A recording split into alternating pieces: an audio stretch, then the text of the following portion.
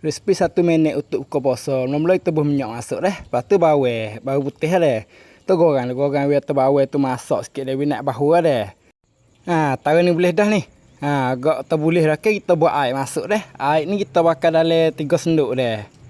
3 senduk je bakar. Tu sayur. Sayur ni suka hati. Carrot pun boleh, gubih boleh. Ikut hak ada dah. Nak buh dah, buh masuk. Lepas tu goreng biar atas sayur tu masak dulu sikit dah. Mudah-mudah biar atas air tu gelegak dulu ada. Agak boleh dah kita berkakah ya garik itu gula le 2 sudu setengah dah. Lepas tu becing sikit, icak sotong. Lepas tu air garam. Lepas tu ni sak potong buh masuk agak-agak dah. Lepas tu rot dia jangan lupa dah.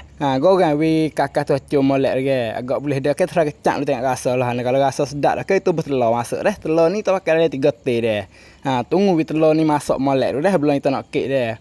Agak boleh dah kita kek buh makuk dah. Ni resipi 1 minit sayur air kita buat buka puasa mudah-mudah. Kalau piak terawak boleh kita. Lepas tu jangan lupa tekan like, tekan share.